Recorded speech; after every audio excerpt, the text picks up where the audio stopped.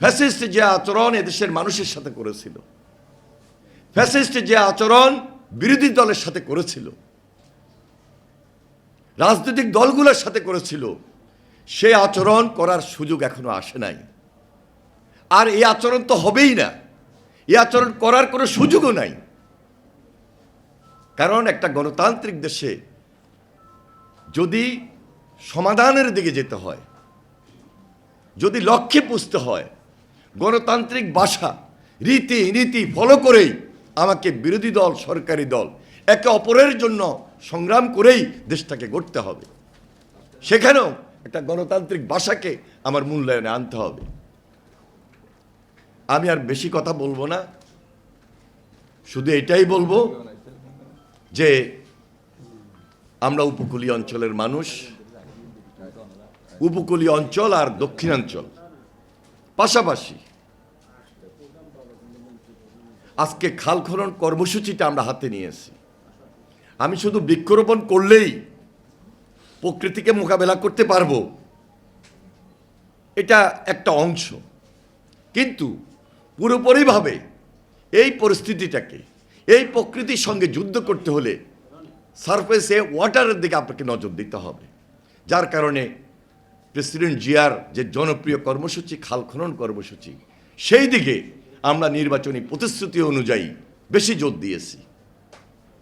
আপনি যখন এই খাল খনন কর্মসূচিটাকে বিপ্লব আকারে নিয়ে যাবেন, আন্দোলনের পর্যায়ে নিয়ে যাবেন, সেখানে খালে পানি থাকবে, শুষ্ক মৌসুমে সেই পানি ইরিগেশনে ব্যবহার হবে, উৎপাদন দ্বিগুণ হবে, মাছের চাষ হবে, এবং খালের দুই পাড়ে এই যে বৃক্ষরোপণ যে কর্মসূচির কথা আজকে আমরা সবচেয়ে বেশি প্রায়োরিটি দিচ্ছি, সেটা আরেকটা বিপ্লবে আমরা রূপান্তরিত করতে পারবো, যেটা প্রকৃতির সঙ্গে অল ওভার যুদ্ধ করার জন্য প্রকৃতিকে দিয়ে এই প্রকৃতি ট্যাকেল করতে হবে। এবং এই খাল খনন কর্মসূচির কারণে আমরা সেখানে কর্মসংস্থান হবে, সেখানে পরিবেশের ভারসাম্যতা আসবে, ভূগর্ভস্থ পানির যে লেয়ার দিন দিন নিচে নেমে যাচ্ছে, সবচেয়ে বেশি কঠিন বিপদে পড়বো আমরা উপকূলীয় অঞ্চলের মানুষ। এখন থেকে যদি 50 বছর পরে চিন্তা করেন, যদি এখন যে পরিস্থিতি আছে এটা যদি চলতেই থাকে, 50 বছরের পর উপকূলের যে স্থল সাইড সেটা পানির নিচে চলে যাবে, বিশেষজ্ঞদের কথা। তাহলে আমি যদি খাল খনন কর্মসূচি, বৃক্ষরোপণ কর্মসূচি দিয়ে প্রকৃতিকে মোকাবেলা না করি, বসবাস করার মতো কোনো সুযোগ উপকূলীয় অঞ্চলের মানুষ জায়গা খুঁজে আমরা পাবো না। সেজন্য আমাকে আপনাকে আরও সতর্ক হতে হবে, আরও সচেতন হতে হবে। রাস্তায় মিছিল করব, মিটিং করব, করেছি তো, অনেক করেছি, করেই তো আজকে একটা পর্যায়ে এসেছি। সুতরাং দেশ গড়ার জন্য, উপকূলকে রক্ষা করার জন্য, উপকূলে বাঁচার জন্য, প্রকৃতির সঙ্গে যুদ্ধ করে প্রকৃতিকে অর্গানাইজ করে আবার মোকাবেলা করার জন্য নতুন বিপ্লব তারেক রহমানের নেতৃত্বে আমাদেরকে আবার নতুনভাবে করতে হবে ইনশাল্লাহ।